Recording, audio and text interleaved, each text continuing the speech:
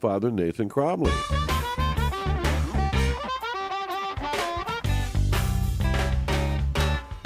This is Tread Boldly, Leadership Lessons from the Saints, with Father Nathan Cromly.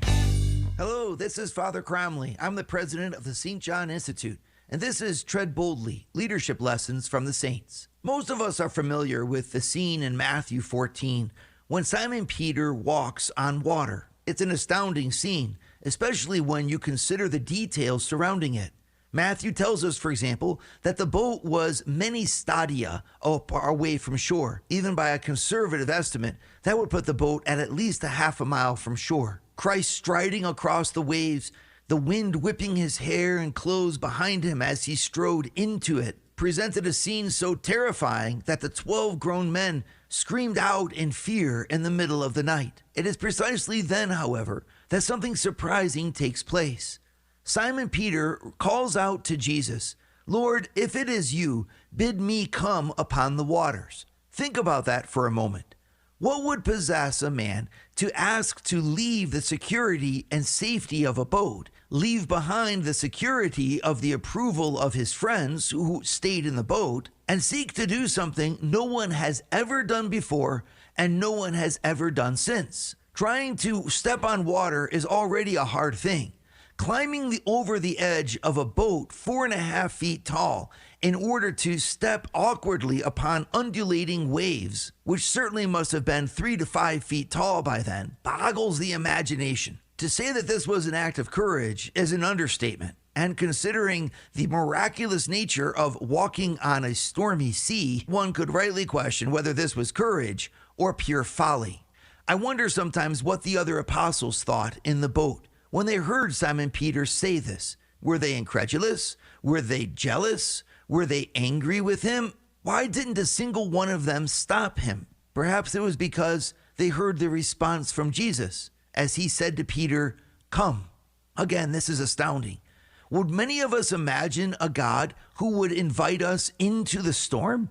Most people think that God's number one job is to keep us away from the storm, to keep us in safety and security, to put us in positions where we don't really need his help. Those images of God, however, are challenged by this reading in Matthew, when Simon Peter asks him to walk on water, and Jesus literally invites him out of safety and security into the challenge of a life-threatening, risky situation. It seems as if our Lord is endorsing the fact that leadership sometimes involves doing things that look crazy.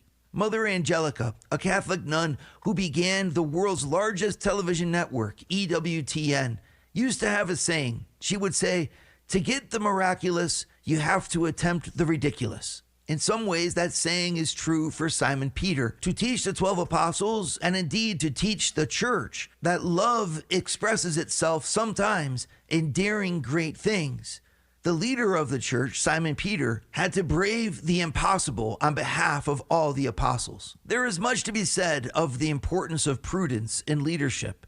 In fact, prudence is the virtue of the king. Prudence chooses the right way to act in a given circumstance. It's the ability of a ruler to find the golden mean, to find the medium between two extremes in order to maintain the harmony and balance of the group. This could lead us to think that management or leadership is always about mediocrity or maintaining the status quo. That may be true most days. But when the nature of the group that you're leading is one like the nature of the 12 apostles or the nature of the Christian church community, we have to remember that our community exists for great things. We exist to push the bounds of what is normal, to change the status quo, to elevate and lift up society like yeast in dough, to cast light like a city on a hilltop, and at even smaller level, the domestic churches of our homes, or the places where we work, or the businesses that we own,